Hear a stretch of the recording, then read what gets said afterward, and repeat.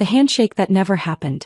Jordan Maxwell, the newly appointed chief executive officer, entered the conference room with the kind of presence that demanded attention without asking for it. His suit was impeccable, his stride confident, his smile rehearsed to the point of muscle memory. He moved down the line of executives, shaking hands with each person, exchanging pleasantries that sounded genuine enough to pass inspection. When he reached me, I extended my hand the way I always did, firm and ready, professional without presumption. He looked at my hand, then at my face. Then he kept walking. The words came while his back was already turning. "We don't waste time on formalities with people who won't be here next week." The sentence didn't land like an insult. It landed like a verdict. A few nervous laughs rippled through the room, the kind that people offer when they're unsure whether cruelty is acceptable but afraid to challenge it. Someone nearby studied their coffee cup with sudden intensity. Another person adjusted their papers, finding something urgent in the margins.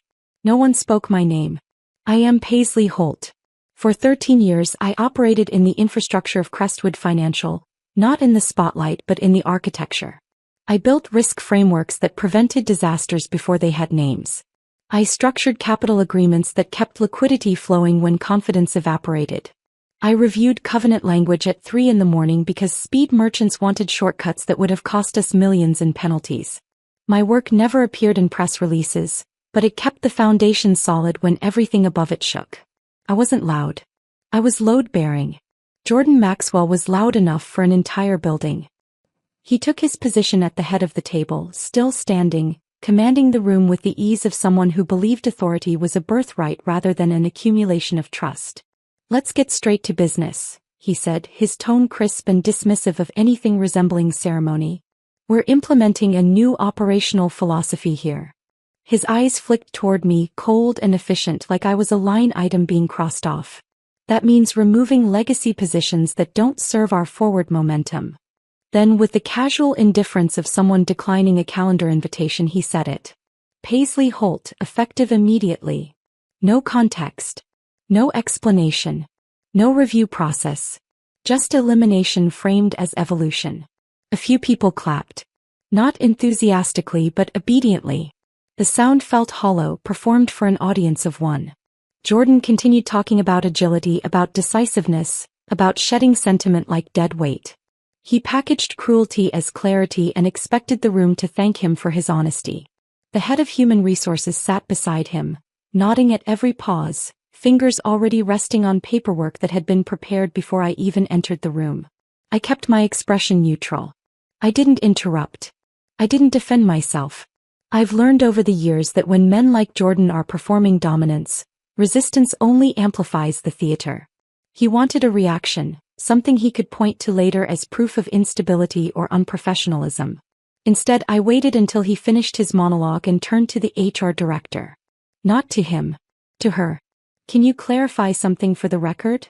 I asked, my voice measured and even. "When does this termination become legally effective?" The room shifted. Pens stopped moving.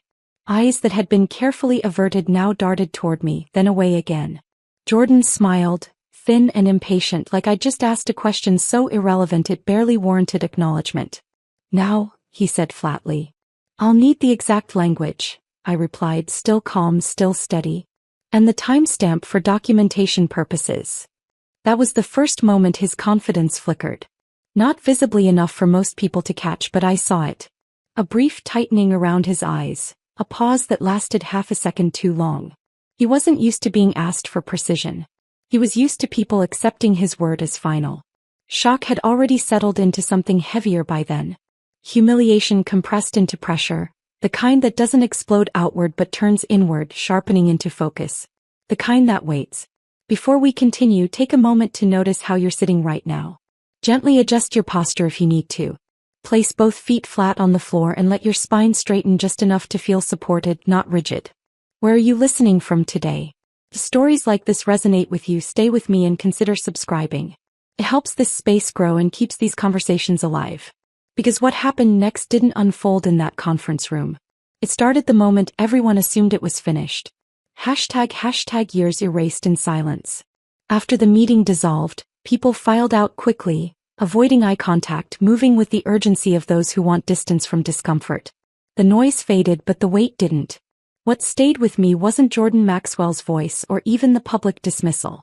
It was the years he erased with a single sentence, as if my entire tenure could be summarized and discarded in the time it took him to move from one handshake to the next.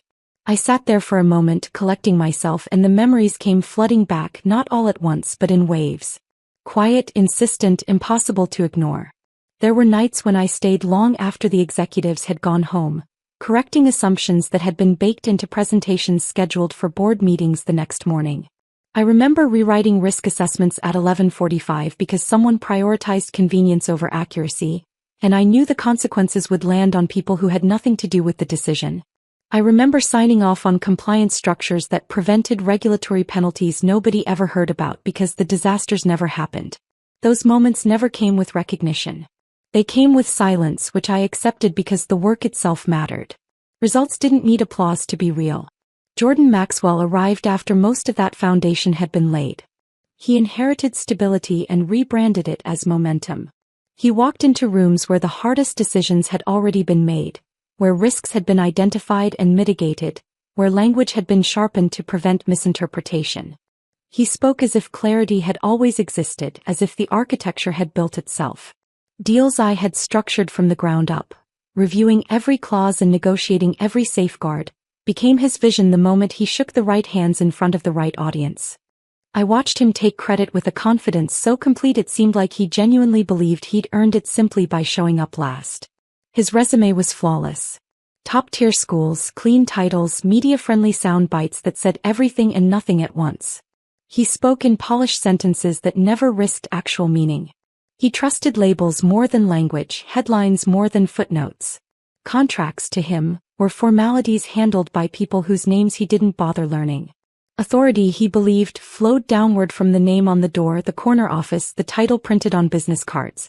Sitting there, replaying the dismissal in my mind, I realized something uncomfortable and precise.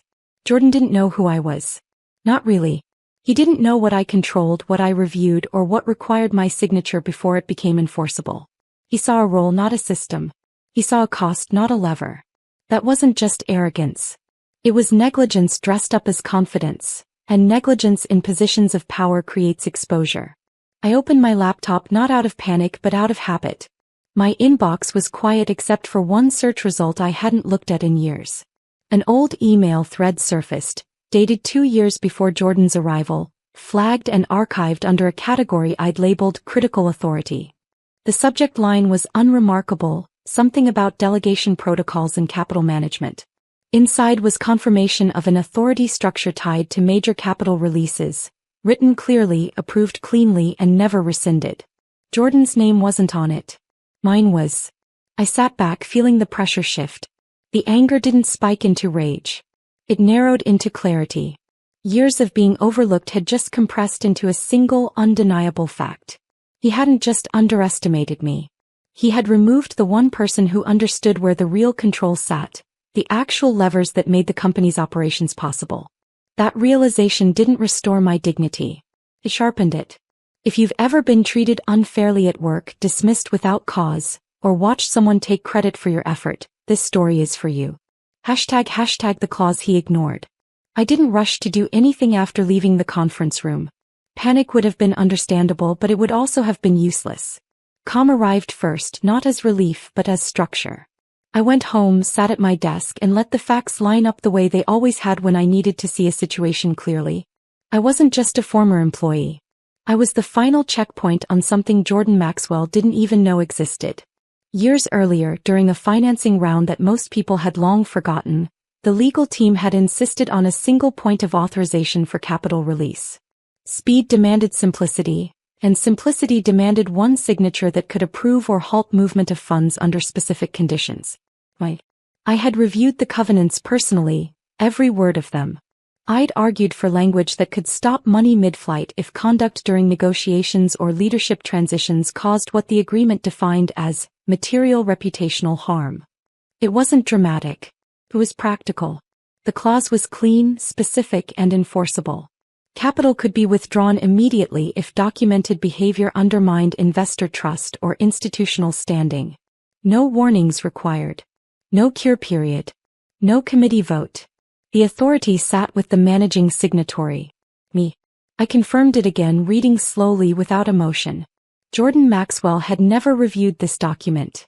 He treated appendices as administrative noise, things that other people handled while he focused on what he considered strategy. He trusted summaries prepared by subordinates and delegated the rest to teams whose work he rarely inspected. To him, contracts were rails already laid, infrastructure that required no maintenance or understanding. He believed procedure existed to support power, not restrain it. That belief had made him comfortable. Comfort had made him careless. I checked the meeting record next. The dismissal, the refusal to shake my hand, the public humiliation. Every second had been captured. Crestwood Financial recorded all executive sessions as standard governance practice, archived automatically, retained for compliance and review. Jordan knew that policy existed. He just didn't respect it enough to consider the implications. Control doesn't feel like triumph when it arrives. It feels like silence narrowing into certainty. I understood with absolute precision how few steps remained between intention and execution. I wasn't angry anymore. Anger clouds sequencing, and this required order. I documented everything. The time, the language, the participants, the context. I saved the file with a clear label and closed my laptop. Nothing impulsive had occurred. Nothing emotional was required. Jordan thought authority was something you asserted in rooms full of people. I knew it was something you exercised through frameworks built when no one was paying attention. He had removed me because he believed I was decorative, a relic of an older operational model that no longer served his vision. In doing so, he had activated the only mechanism in the company's financial structure that didn't require his approval to function. The clause didn't care about intent. It only measured impact. And the impact had been recorded, preserved, and signed off on by witnesses who were required by policy to report conduct violations. When I stood up from my desk, my hands were steady. The system was already in motion. I just hadn't told it to move yet. I knew exactly where control lived. Not in conference rooms, not in titles, not in the performative authority Jordan wielded so confidently. Control lived in agreements written long before he arrived, in language most people skipped, in structures designed to function without permission. The moment would come soon, triggered not by emotion but by process. I would act quietly, decisively, and within the exact boundaries he had ignored. The consequences would unfold without drama, because systems don't argue. They execute. And once set in motion, they don't pause for regret, explanations, or second chances. Control meant choosing when to move. And knowing with absolute certainty that the outcome was already locked in place, waiting only for a signal. Hashtag the call after midnight. I waited until the building was quiet. Not empty, just quiet enough that no one expected anything to shift. There was no anger left in me by that point. No satisfaction either. Emotion would have slowed the sequence, and I didn't have time for interference. I sat at the small desk in my apartment, phone face down, documents already open on my laptop screen. I reviewed them one more time, not because I doubted their accuracy, but because precision matters when consequences are permanent. Everything aligned. Authority, scope, trigger conditions. Nothing subjective. Nothing personal. Just structure responding to conditions exactly as designed. I turned the phone over and dialed a number I'd saved years ago under a contact labeled simply Capital Admin. It rang once. Yes, the voice answered. Professional, alert, unsurprised by the late hour. Execute the withdrawal, I said, my voice calm and clear. Full amount, effective immediately. There was a pause. Brief, professional, considering. Confirmed, he replied. Reason code. Documented conduct during executive transition. Material reputational harm as defined in Section 12 of the Capital Governance Agreement. Understood. That was the entire conversation. No warnings were issued. No leverage was displayed. I didn't explain what had happened in the meeting or why I was making this decision. Explanations invite debate, and debate was no longer relevant. The framework had already decided. My role was simply to activate what had been built years earlier. I ended the call and closed the file on my screen. The system didn't need supervision. It needed initiation. Somewhere far from my apartment, in secure systems I would never see, processes were already moving. Notifications being generated, balances being recalculated, dependencies being exposed. No one was being punished. A condition had simply been met, and the agreement was responding exactly as written. I stood up and washed my hands, noticing how ordinary the moment felt. No shaking. No adrenaline spike. Just the quiet completion that comes from finishing a task you built into your work years before anyone thought to question it. Minutes later my phone vibrated. Then again. I didn't look. Confirmation wasn't necessary. I knew how quickly capital markets react when certainty disappears. Liquidity doesn't argue. It withdraws. What Jordan Maxwell believed was stability had been contingent all along. He just never bothered to ask on whose terms. He thought my removal was an ending. It was a release. By the time midnight passed, the withdrawal was final. No appeal window. No courtesy delay. No negotiation. The door everyone assumed was bolted shut had been designed to open outward, and I had just pushed it wide. I slept without setting an alarm. The outcome was already traveling through systems that don't pause for ego or intention. By morning it would arrive everywhere at once, and nothing I felt or didn't feel would change what had already been executed. It wasn't revenge. It wasn't even satisfaction. It was alignment restored, risk corrected, and a boundary enforced without ceremony. I understood then that restraint is its own form of power. You don't raise your voice when the system is already listening. You speak once, clearly, and let structure do the rest. That night, nothing dramatic happened in my apartment. Everything dramatic was happening elsewhere, exactly as designed. Control had settled fully, and I waited, knowing the consequences were moving faster than anyone could stop them. Tonight onward, you might not believe what happens next, and I want to hear your reaction when you reach the end. ## a morning that broke him. Jordan Maxwell walked into the Crestwood Financial Building that morning with the kind of confidence that comes from believing the hardest part is already behind you. His jacket was pressed sharp, his expression relaxed, his stride unhurried as he moved through the lobby.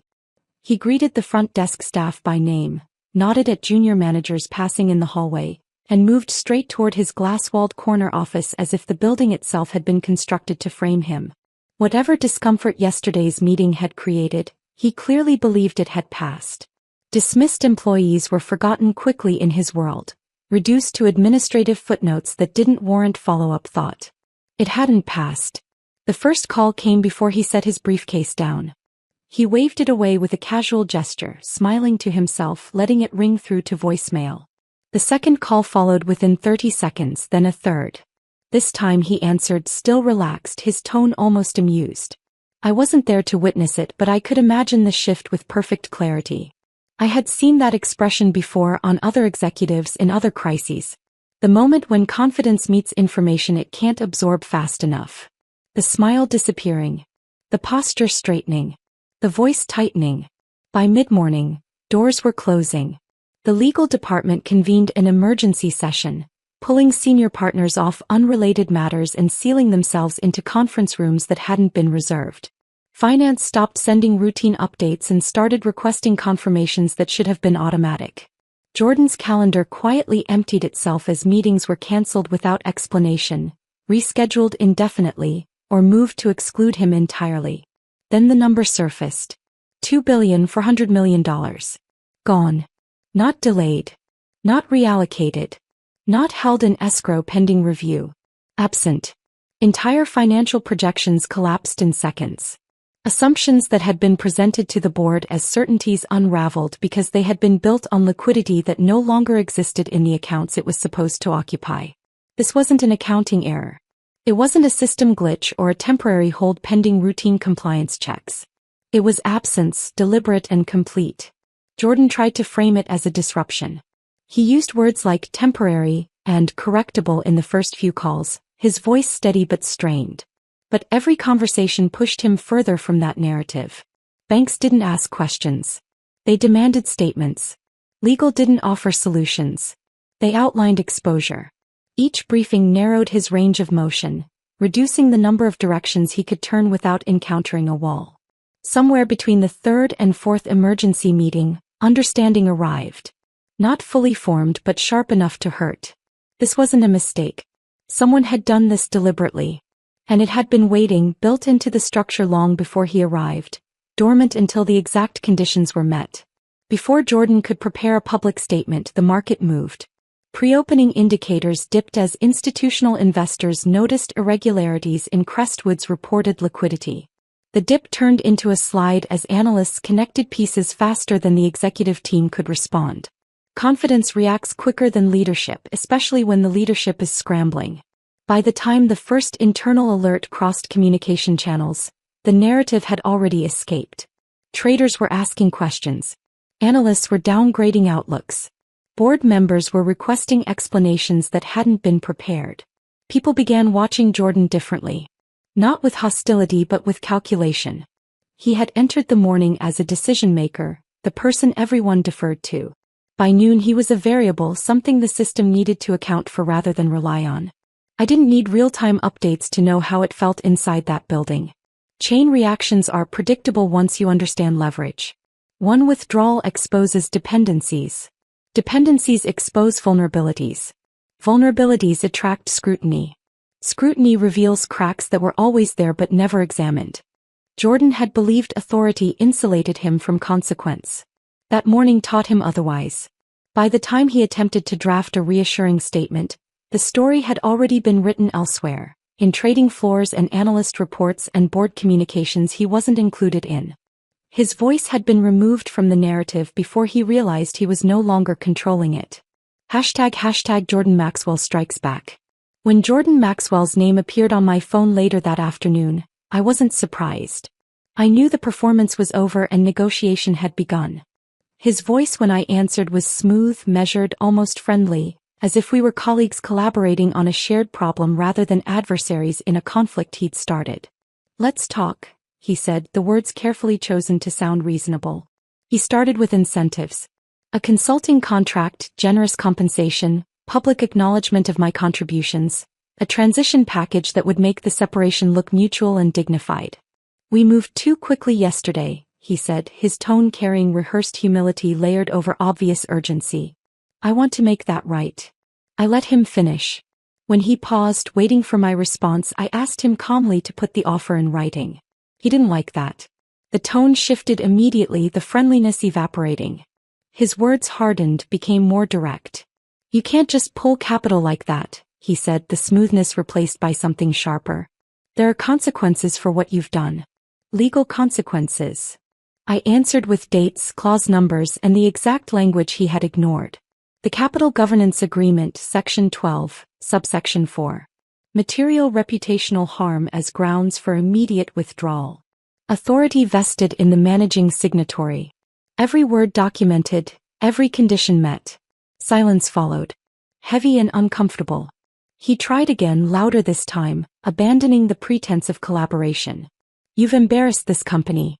You've damaged our standing with investors. People are going to lose their jobs because of what you did." I corrected him, my voice still calm. "The meeting was recorded. Your conduct triggered the clause. Nothing else." That was when he stopped pretending this was a negotiation. He blamed his advisors for not catching the clause. He blamed the timing of the financing round. He blamed the legal team for inadequate review. And then, inevitably, he blamed me. "If you hadn't reacted like this," he said, frustration bleeding through every word, "none of this would have happened." I didn't interrupt. I waited until the accusation finished, until the silence stretched long enough to make clear I wasn't going to argue. Then I said very simply, "Your conduct triggered the clause." The framework responded. "Nothing else is relevant." He went quiet. Not reflective. Calculating. I could almost hear him shifting strategies, looking for leverage, trying to find an angle that would give him control of the situation. "What will it take to fix this?" he asked finally. "There's nothing to fix," I replied. "The process has executed." He exhaled, sharp and frustrated. "You planned this." I answered truthfully. "I prepared for it." "There's a difference." The call ended without agreement, without resolution, without any of the closure he'd been hoping to manufacture. Minutes later, messages started arriving. Board members requesting clarification. Legal asking for context and documentation. The questions weren't about the withdrawal anymore. They were about Jordan's judgment, about the meeting, about why no one had intervened when the dismissal happened. By late afternoon, the board convened without him. I knew because the meeting agenda was familiar to me. Governance review. Risk assessment. Conduct evaluation. The language of institutions examining their own leadership. Jordan tried calling again. I declined. The conversation had moved past persuasion. He had wanted authority without accountability. Now accountability was examining him, and it didn't care about his intentions or his resume or how confident he'd felt that morning. When I finally received confirmation that the board was formally reviewing his behavior during the executive transition meeting, I felt nothing. Not relief. Not vindication. Just the quiet settling of tension into inevitability. Jordan Maxwell had come looking for leverage. He'd found accountability instead.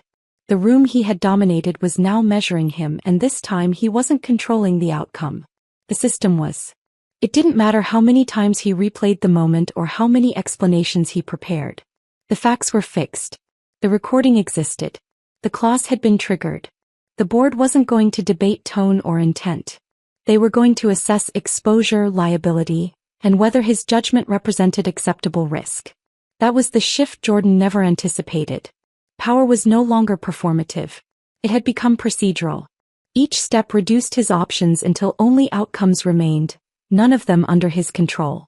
I watched from a distance, answering questions when asked, providing documentation precisely, withholding commentary, letting silence do the work emotion couldn't. By evening, his allies had become careful, their support turning neutral, their language shifting toward distance and preparation for separation. Confrontation had given way to review. Review would give way to consequence. The board didn't need my opinion. They needed facts. I had already given them everything they required. It may sound straightforward so far, but the truth is only just beginning to surface. ## when the board turns. I wasn't invited when the board reconvened for their formal review session, and that absence told me everything I needed to know. The tone had shifted before a single word was spoken.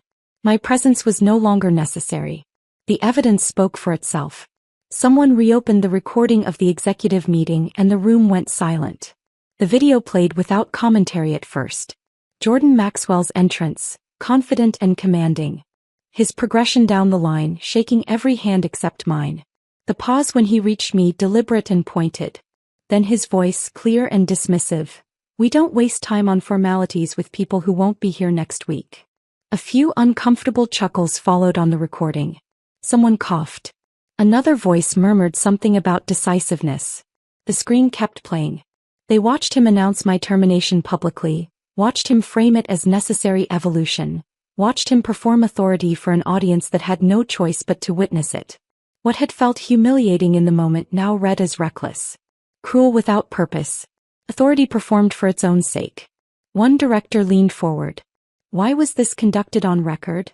Another asked, did anyone in the room intervene or question the approach? No one answered immediately. The silence carried its own weight. The conversation moved away from me without ceremony. My name surfaced only as context, then disappeared from the discussion entirely. What replaced it was language I recognized from previous crises. Exposure, optics, governance failure, reputational liability. This isn't about her, someone said carefully. It's about leadership risk, another replied. Jordan wasn't in the room. That absence carried more weight than any accusation could have. They replayed the moment again, stopping on his expression just after he'd refused my handshake. Pausing on the way he'd smiled when people laughed. This is contempt, one board member said flatly. And it's documented, another added. Silence followed, heavier than agreement. I learned about these discussions later, not through leaks or gossip, but through the procedural updates that followed. Legal outlined the implications of recorded executive misconduct. Finance explained how markets had reacted to the capital withdrawal and the uncertainty it created.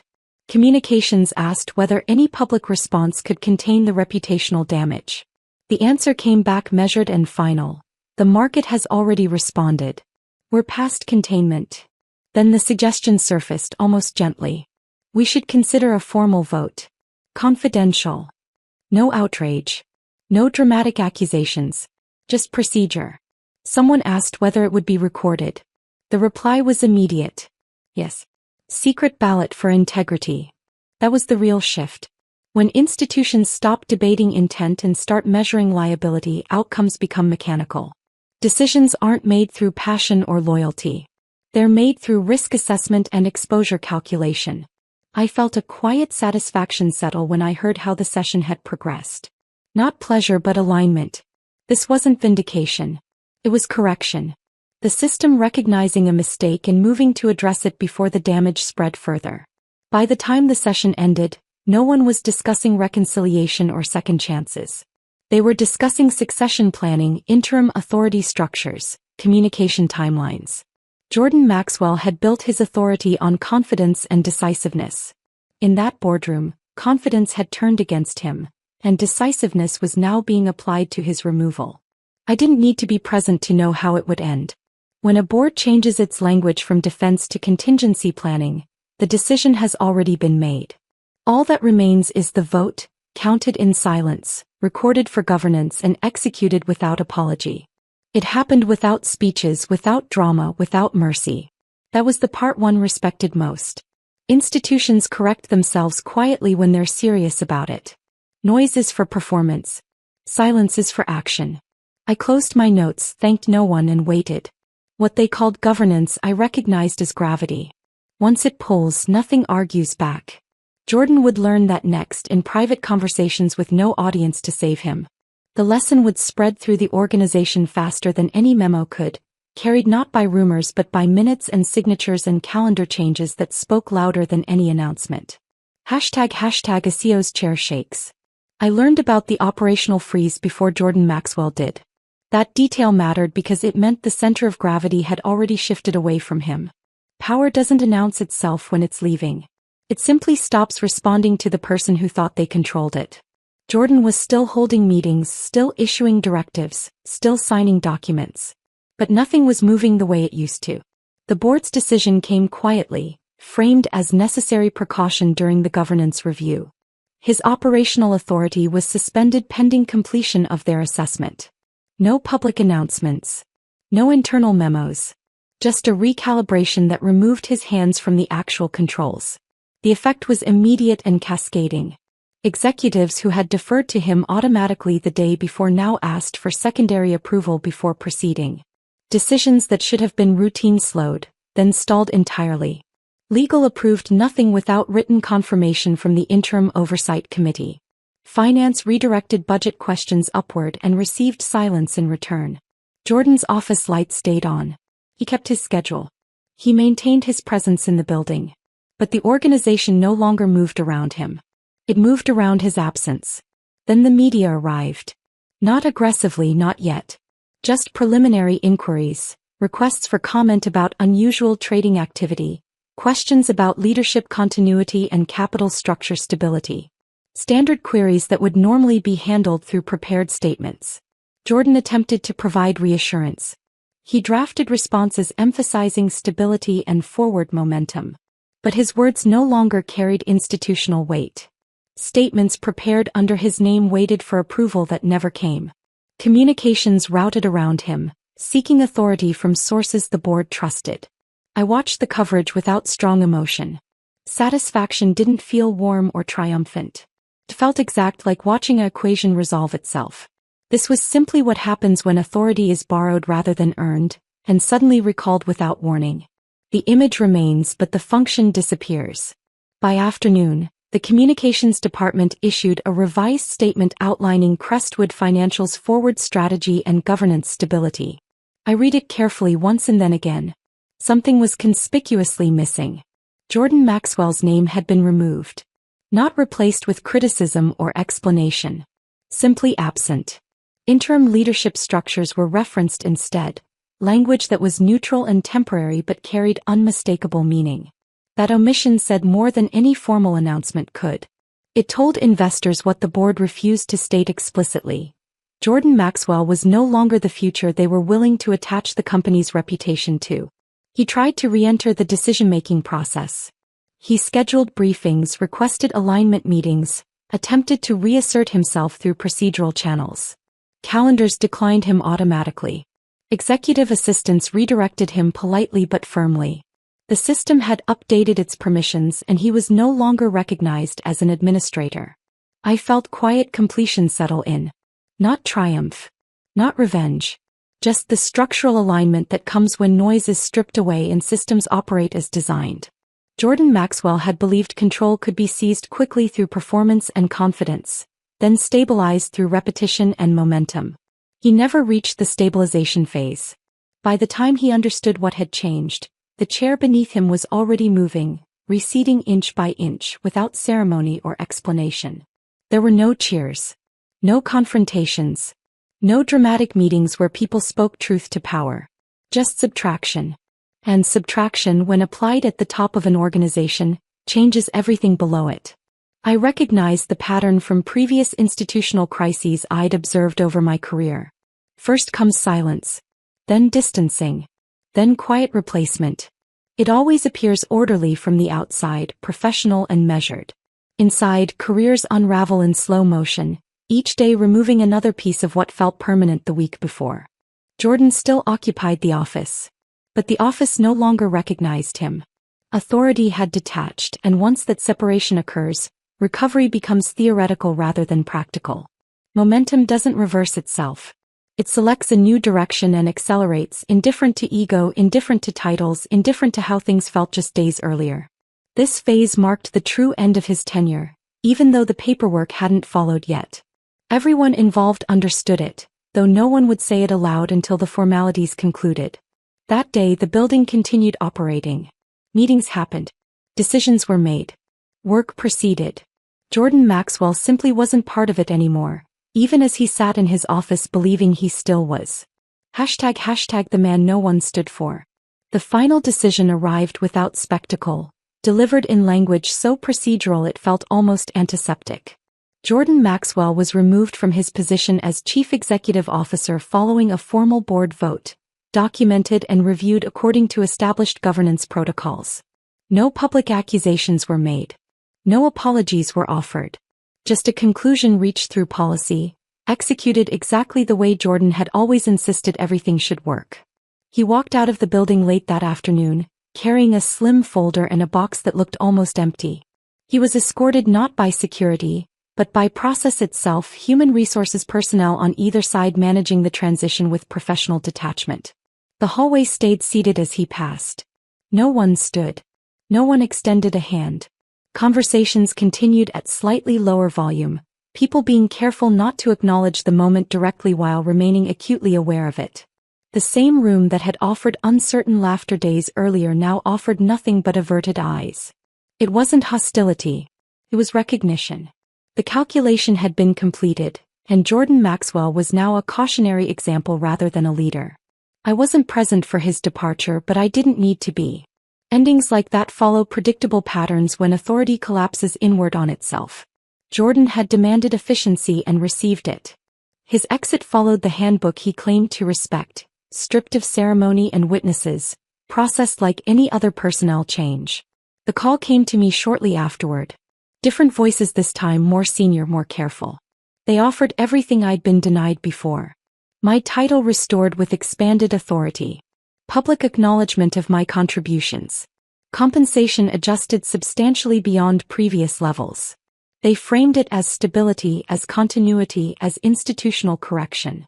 I listened without interrupting, asking questions about reporting structure, decision-making authority, and governance oversight. They answered each query carefully, eager now in ways they hadn't been before. When they finished their presentation, there was a pause. They were waiting for relief, for gratitude, for acceptance. I declined. Not out of spite. Not out of pride. Out of clarity. Returning would blur the lesson that had just been taught. It would turn consequence into negotiation, and that would cheapen what had occurred.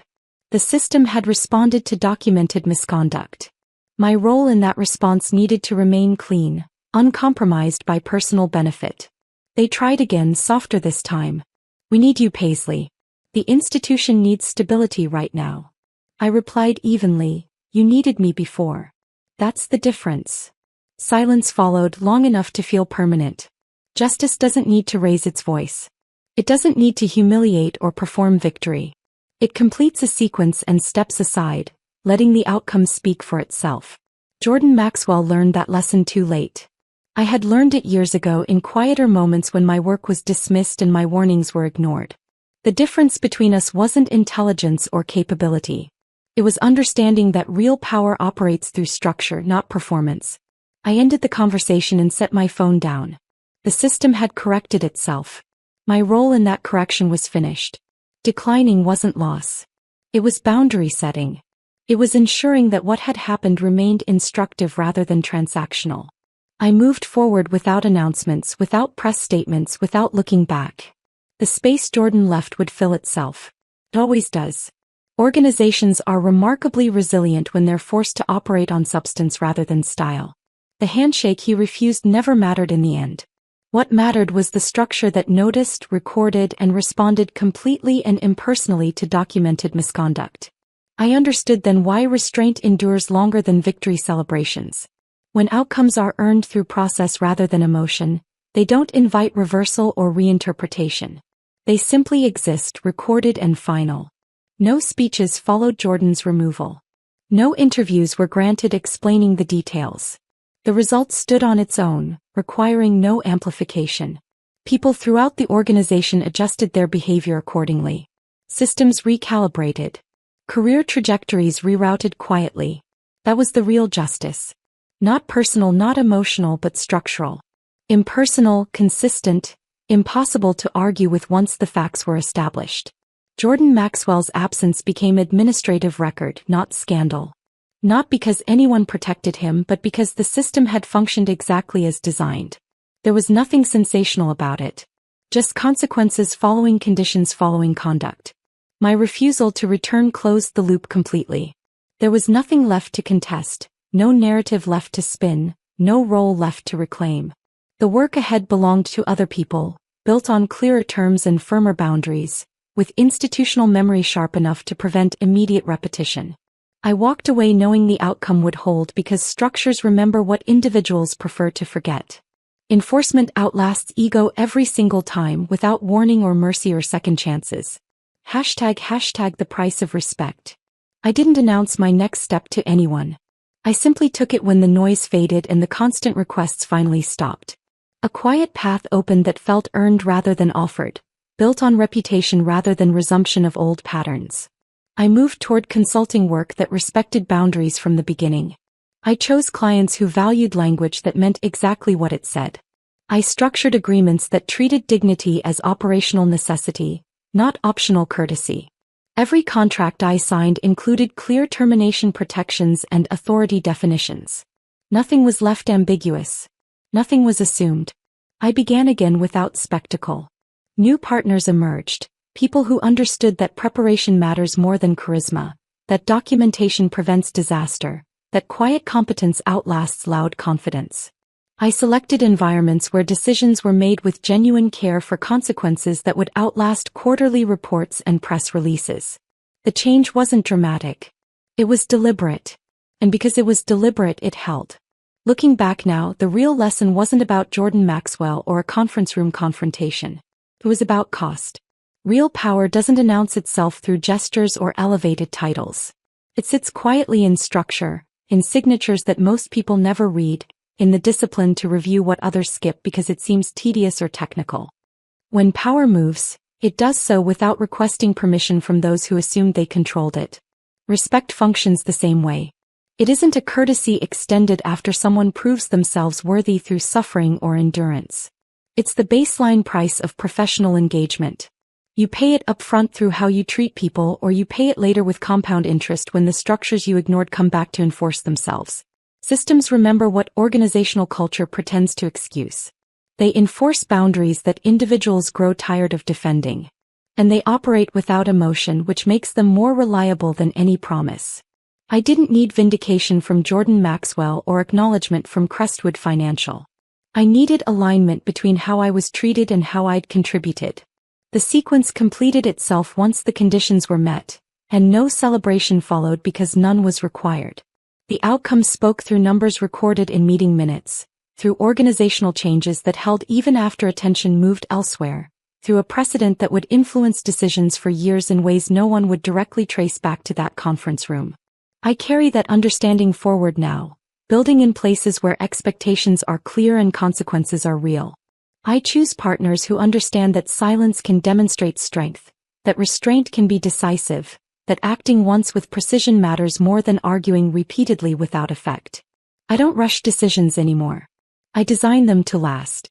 I structure agreements to protect everyone involved, not just myself. I build in safeguards before they're needed, and I document everything not out of paranoia but out of respect for how quickly circumstances can change. The work continues, steadier and cleaner than before, in environments that value what I learned through years of being underestimated. That authority demanding respect has already lost it. Respect is not symbolic. It is enforceable. But enforcement requires preparation, documentation, and the discipline to remain calm when you'd rather react. It requires understanding systems well enough to know which levers actually work and which ones only create the illusion of control. I learned to trust processes over promises, records over recollections, and calm deliberation over heated reaction. Each choice narrowed risk while widening purpose. The future I chose rewards preparation over bravado, and it keeps score without commentary, leaving outcomes intact long after voices fade and emotions cool. That is the cost of respect, paid up front through how you structure your work and treat the people around you, or paid later when the frameworks you ignored enforce themselves without mercy. Jordan Maxwell paid later. I had paid up front, every day for 13 years, building structures he never bothered to read. ## what remains. The real lesson in all of this wasn't about winning a confrontation or proving a point. It was about understanding where genuine value lives in an organization and protecting it with enough care that it can protect you when circumstances demand it. I learned that dignity isn't something you demand in heated moments when you've been wronged. It's something you build into your work systematically, long before anyone thinks to test it. It's in the contracts you review at midnight. It's in the questions you ask when everyone else accepts easy answers. It's in the documentation you maintain when it feels tedious and unnecessary. Dignity is structural, not emotional. Emotion matters. Anger at injustice is valid and sometimes necessary. But discipline lasts longer. Discipline builds frameworks that respond when emotion would only escalate. Discipline creates accountability that doesn't depend on anyone's mood or attention span. When you choose clarity over noise and preparation over pride, outcomes have a way of correcting themselves. Not immediately. Not dramatically. But completely. I'm curious what detail in this story stayed with you most powerfully. Was it the ignored handshake that set everything in motion? Was it the clause buried in a document nobody bothered to read? Was it the moment when the system responded faster than any individual could have acted? If you've lived through something similar, if you've been dismissed or underestimated or had your work attributed to someone louder, I genuinely appreciate hearing your story. Not for validation, but because these experiences shape how we understand power and accountability in professional spaces. Where are you listening from today? What industry do you work in? Have you ever seen someone face real consequences for misconduct? Or does it usually get explained away as leadership style or tough decision-making? If this story resonated with you, if it felt true to your experience, even if the details were different, please consider leaving a comment sharing your perspective. Tap the like button if you found value here. And share this video with someone who needs to hear it, someone who's been treated as disposable when they were actually load-bearing. If you want more stories like this, ones that examine power and accountability honestly without simplifying them into pure victories or defeats, consider subscribing. Your support keeps these conversations going and helps build a community that values preparation, dignity, and structural thinking over performance and noise. The truth is, most professional injustices don't resolve this cleanly. Most buried clauses never activate. Most documentation sits unused in archives. Most people who are dismissed unfairly don't have leverage waiting in governance agreements they structured years earlier. But the principles remain applicable regardless. Build carefully. Document thoroughly. Understand the systems you operate within. Treat others with the respect you'd want to receive. And when you see misconduct, especially misconduct by people in power, create a record. You may never need it. But if you do, you'll be grateful you built the foundation when things were calm instead of scrambling to create leverage after the damage is done. That's what I did. Not because I expected betrayal, but because I respected the work enough to protect it properly. Jordan Maxwell lost $2 billion for $100 million in his career because he didn't respect the work. He didn't respect the people who did it. He didn't respect the structures that made his authority possible in the first place. That disrespect had a price. He paid it in full.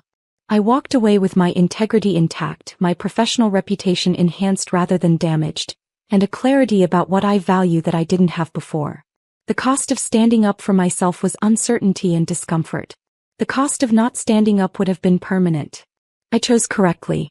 Not because the outcome was guaranteed but because the alternative was unacceptable. That's the calculation worth making. Not whether you'll win but whether you can live with not trying. I couldn't. So I didn't. And when the system responded, I let it work without interference, without performance, without needing anyone to watch. That's the power of structure over spectacle.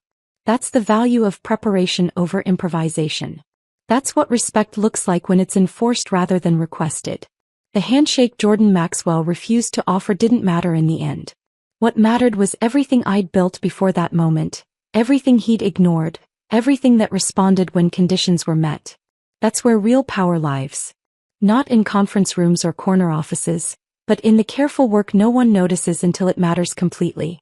Thank you for staying with this story all the way through.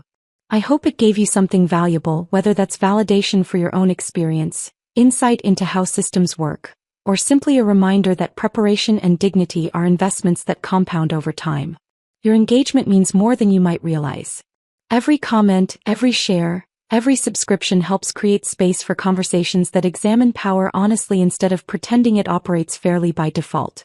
Until next time, wherever you are, whatever challenge you're facing, build carefully, document thoroughly, and trust that structure will respond when it needs to, even if emotion can't.